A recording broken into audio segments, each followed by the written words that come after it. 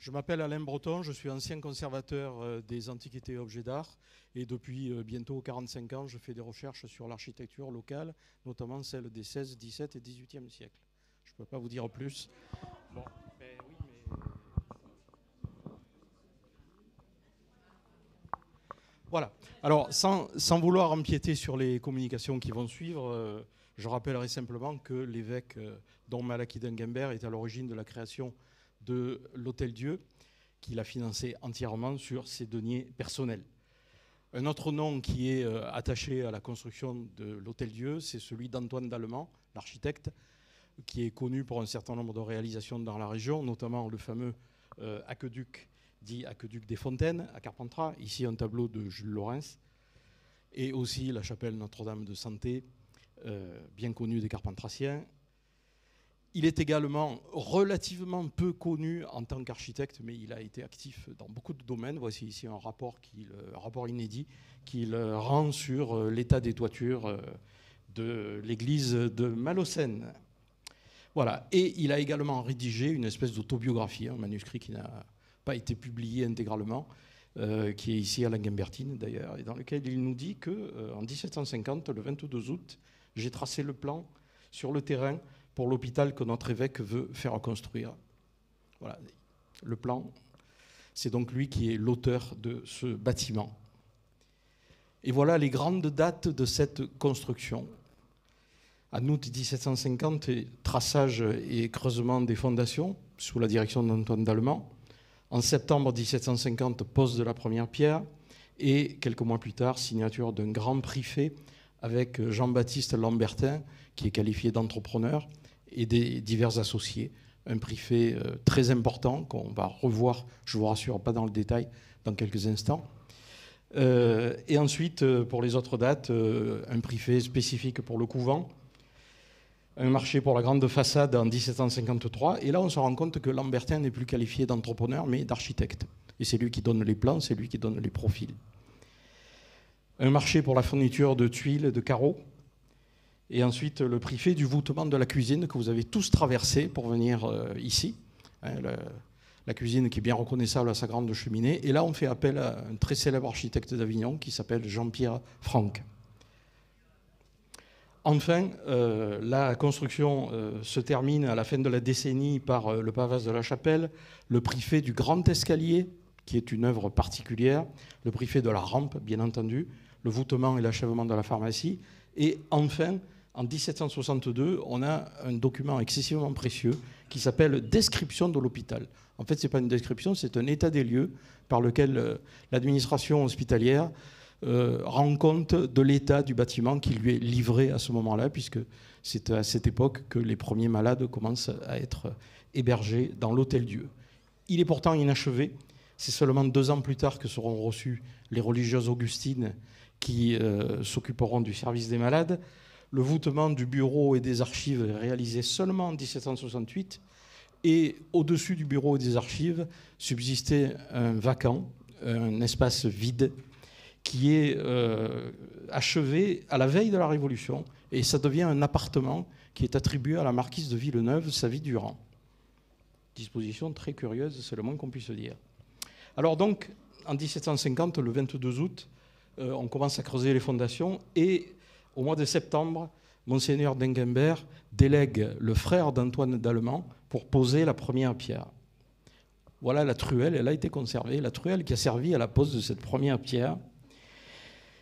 Et on a également ce fameux devis, qui est un document immense, 115 articles, qui couvre pratiquement tous les corps d'État, puisque vous voyez qu'il est baptisé « Devis dressé au sujet des ouvrages de maçonnerie, charpenterie, couverture, menuiserie, ferrure, gros fer, vitrerie, pavés de cailloux et peinture d'impression concernant l'hôpital et le couvent des religieuses ».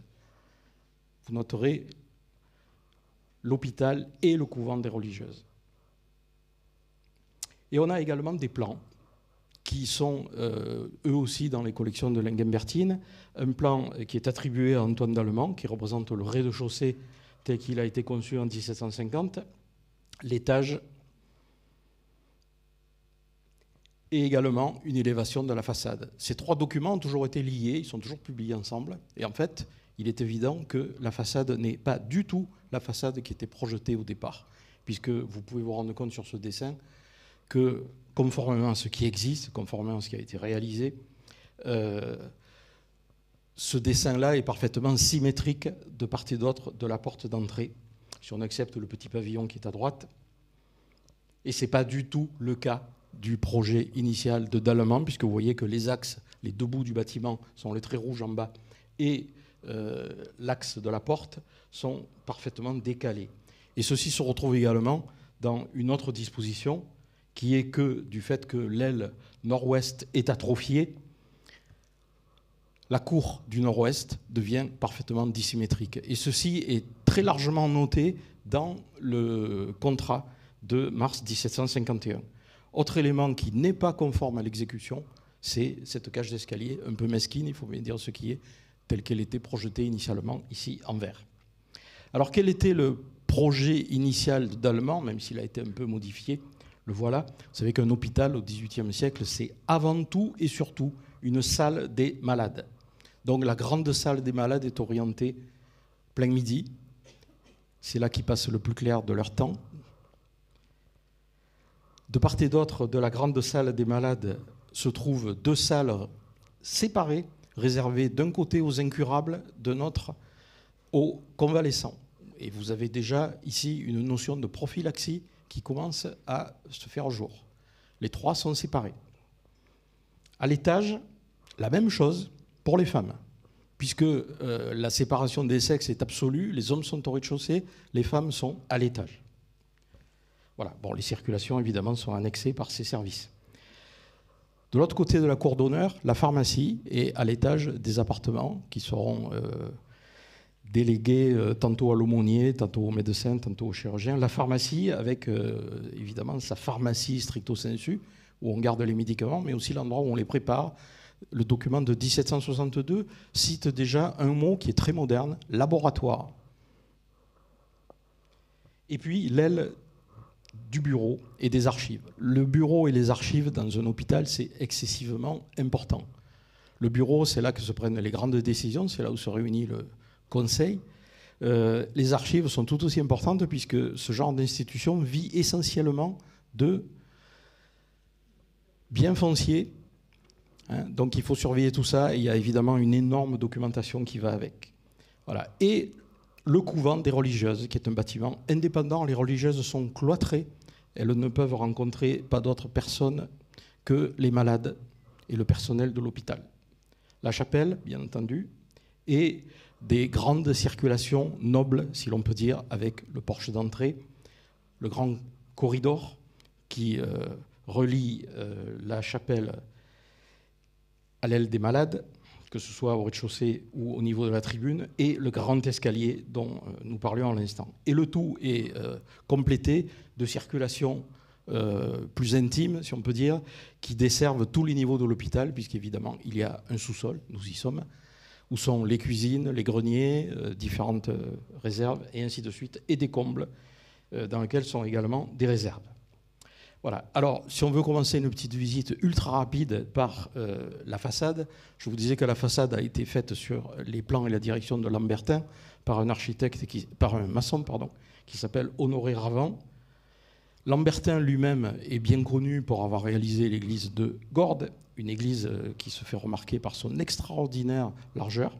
Il y a une voûte remarquable, mais aussi la chapelle de l'Hôtel-Dieu d'Avignon, la chapelle Saint-Joseph, au voûtement très savant. Cette chapelle a été faite sur les plans de Jean-Baptiste Franck, mais c'est Lambertin qui s'est occupé du voûtement. Donc, lié à l'hôpital d'Avignon, il n'est pas impossible qu'il ait donné aussi un plan pour la façade de l'Hôtel-Dieu d'Avignon, de Carpentras, qui lui ressemble énormément. Et vous voyez la similitude entre ces deux constructions qui sont vraiment, je ne dirais pas jumelles, mais qui en tout cas sont sœurs. C'est absolument incontestable.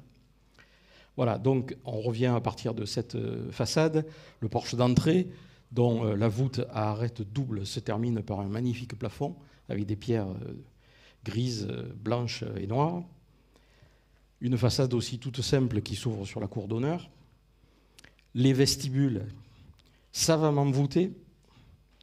Et voilà, encore. Et ici, la partie qui débouche sur le fameux grand escalier. Le grand escalier qui, comme vous le voyez, est véritablement hors d'œuvre. D'ailleurs, il suffit de le regarder à partir du jardin des religieuses. Enfin, le jardin des religieuses, aujourd'hui, c'est un parking au pied de l'Hôtel-Dieu. Il suffit de regarder à partir du jardin des religieuses donc, pour voir que c'est un bâtiment totalement indépendant. Voilà, le prix fait est donc de 1758 et la surveillance du chantier est due à Joseph Abel Mottard, un architecte avignonnais à qui on doit surtout et avant tout le clocher de Saint-Agricole, mais qui a et également l'église de Maubec, mais qui a réalisé ce chef-d'œuvre de stéréotomie, ce chef-d'œuvre de coupe des pierres, qui est un escalier dit à l'impériale, une volée unique qui se dédouble et revient en retour sur un palier sommital qui est très exactement au niveau du point de départ. Voilà. Et l'escalier se fait remarquer notamment par, là il faut que je prenne ma souris, se fait remarquer par cette volée, les deux volées finales, qui sont complètement gauches. Entendez par là que la voûte n'est pas développable, elle part d'une base réglée et se termine en demi-berceau. Voilà, parfaitement construit, parfaitement aligné avec les joints les uns sur les autres. En grand appareil, plein sur joint, dit la règle. Et puis il y a la chapelle, qu'il ne faut pas oublier non plus, avec un voûtement très savant et un décor de 2 travées qui débouchent sur un chœur. Le maître-autel de marbre. Je pense qu'il y a ici quelqu'un qui nous reparlerait de ces marbres-là, mais bon, on n'aura pas le temps de le faire maintenant. Je vous disais que les religieuses étaient cloîtrées, elles avaient un accès purement visuel à la chapelle à travers cette ouverture qui est grillée, très serrée, comme vous le voyez. Et puis la tribune qui était donc réservée aux femmes qui venaient assister aux offices, avec au-dessus une voûte excessivement savante, 2 voûtes d'arêtes doubles qui se terminent par des plafonds et une calotte sphéroïdale qui donne sur une abside. Voilà, vu d'un tout petit peu plus près.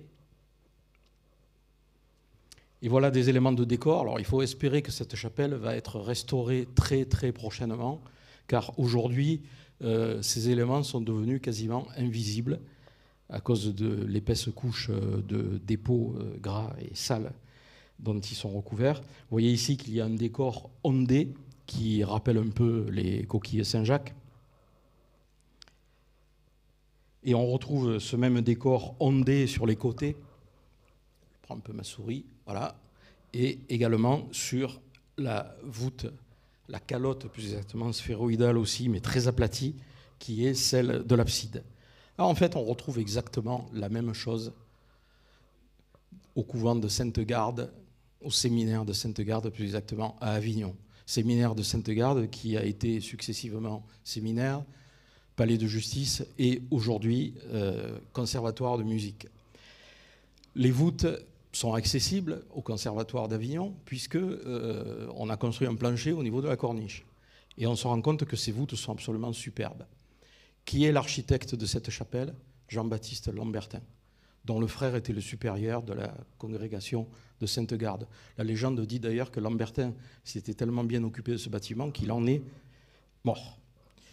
Voilà cette voûte, et il est à gros à parier qu'on va trouver exactement la même chose en décor étoilé, circulaire, dans l'abside de la chapelle de l'Hôtel-Dieu de Carpentras quand elle sera nettoyée et dégagée. Voilà. Et malheureusement, ici, l'écran qu'on n'a pas pu déplacer pour la photo, l'écran cache le fait que la stéréotomie dessine le V et le M entrelacés du sigle marial. Et on retrouve même un décor strictement identique dans les fenêtres de l'Hôtel-Dieu de Carpentras et dans celle de la chapelle de Sainte-Garde à Avignon. La pharmacie, qu'il ne faut pas oublier non plus, hein, avec sa collection de pots à onguents, savamment voûtée, elle aussi, avec son décor de chinoiserie et grisaille divers qu'on attribue à Duplessis. Le seul problème, c'est de savoir lequel. Est-ce que c'est le grand Duplessis, Joseph Siffred, ou est-ce que c'est au contraire son père qui était peintre lui aussi? Le débat est toujours ouvert. Hein. Voilà. Je rappellerai simplement aussi la grande simplicité de l'ensemble des élévations. Vous voyez ici un retour, on pourrait pratiquement avoir la même vue d'une de ces fenêtres. Ici un retour avec des fenêtres très simples.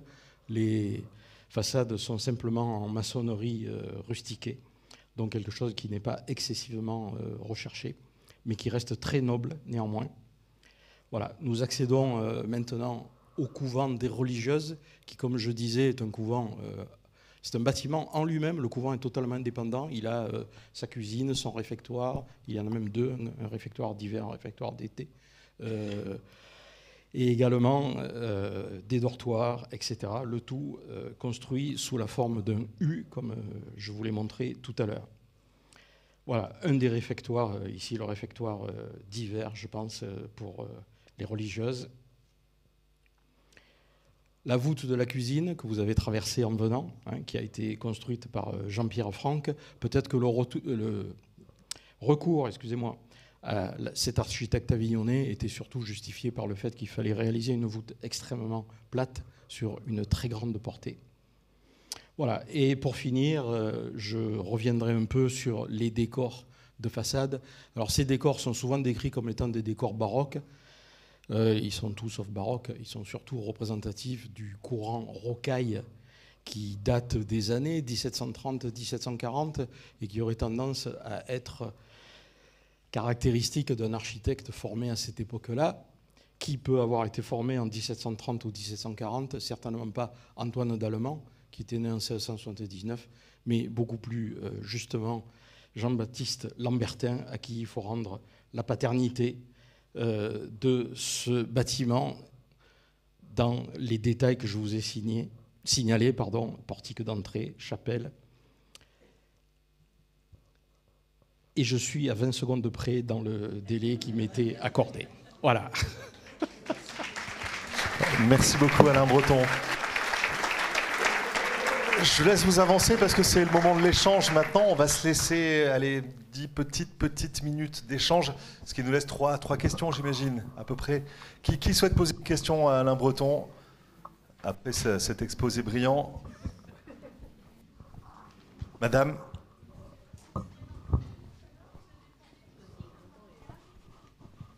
Je vais vous donner un micro comme ça, Alain, pour vous entendre. Non, je vais rentrer dans un micro. Dites-moi votre question, vous avez dit?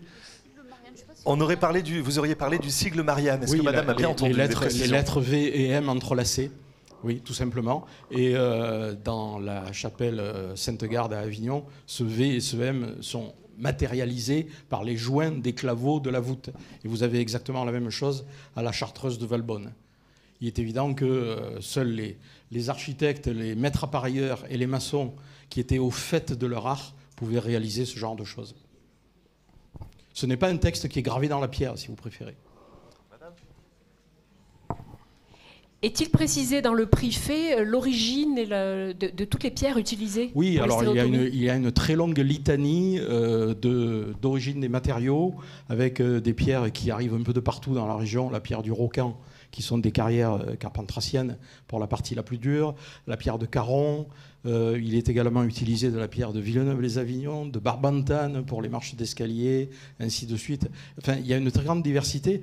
En fait, les architectes de l'époque savaient très bien que les carrières ne fournissaient pas du tout les mêmes pierres, et certaines résistaient à l'abrasion. C'est le cas de la pierre de Barbantane, qui est très souvent utilisée pour les marches d'escalier. Par contre, cette pierre ne résiste pas à l'humidité. Et c'est pour ça que les escaliers en pierre de Barbantane qui sont dans les caves partent tous en poussière. Voilà. Monsieur, bien sûr. Bonjour, monsieur. Oui, s'il vous plaît, vous n'avez rien dit à propos du financement de tous ces travaux. Est-ce que vous pouvez en dire un mot? Alors, le financement, j'en ai dit un mot d'une telle rapidité que je comprends tout à fait qu'il vous ait échappé. C'est Don Malachy d'Enguembert qui a tout payé de sa poche. Pour un montant absolument considérable, 300 000 livres. Antoine d'Allemand, qui était quand même un membre de la haute société carpentracienne au milieu du XVIIIe siècle, avait des revenus de l'ordre de 1500 livres par an par sa position d'architecte. C'était en gros ce qu'il gagnait, comme d'ailleurs son compère et confrère Jean-Baptiste Franck et d'autres, c'était le revenu moyen des architectes à cette époque-là.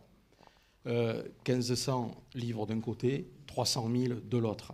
D'ailleurs, Dengenberg, qui décède en 1757, et par la suite sa succession, eux-mêmes finiront par ne plus voir le bout du chantier. Et lorsqu'en 1762, elles seront très amères, les Augustines pénètrent dans le bâtiment et en prennent possession, le bâtiment est inachevé. Le grand escalier n'est même pas réalisé.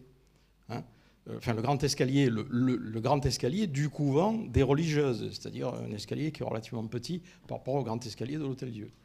Le bâtiment lui-même donc est très inachevé, et la convention qui est signée avec l'administration hospitalière est particulièrement contraignante. C'est les Augustines qui payeront tous les travaux d'achèvement. Voilà. Mais à la base, la grosse majorité des travaux a été payée sur les revenus et la fortune personnelle de Dom Malachi d'Engenberg. Je crois que ça, plus la donation de la bibliothèque, ça mérite d'être véritablement honoré et plus que signalé.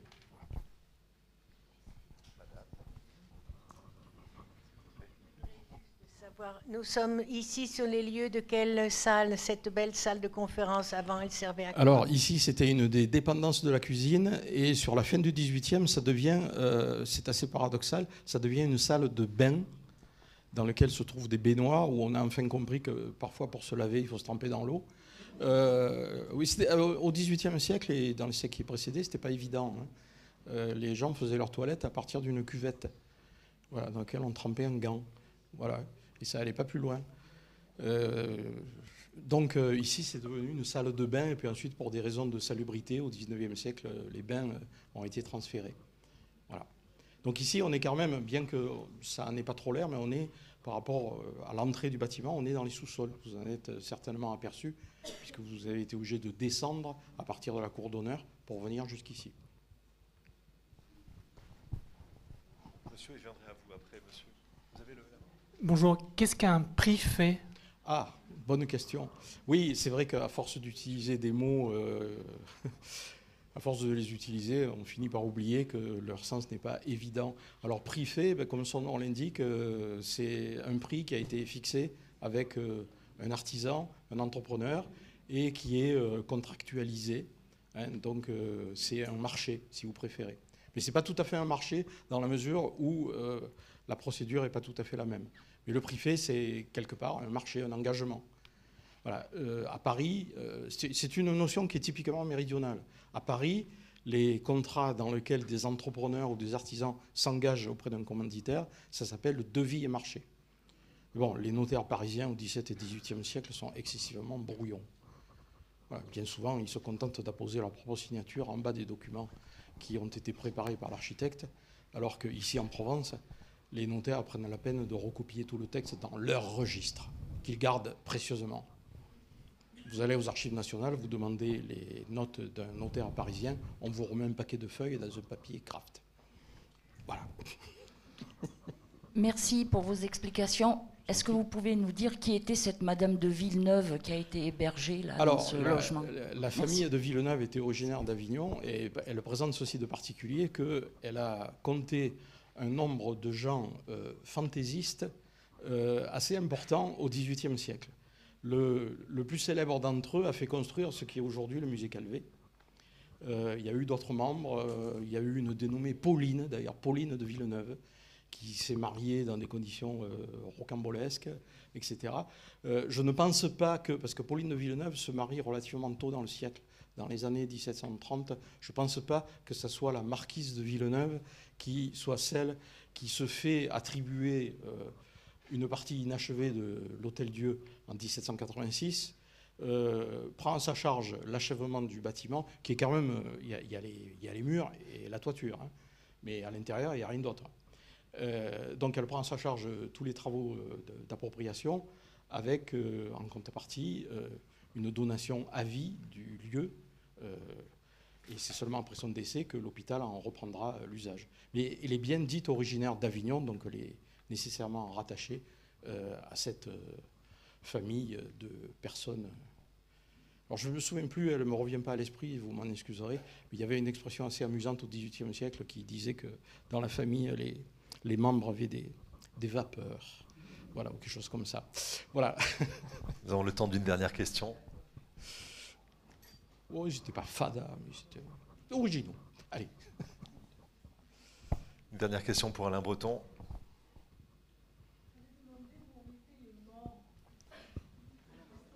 Ah.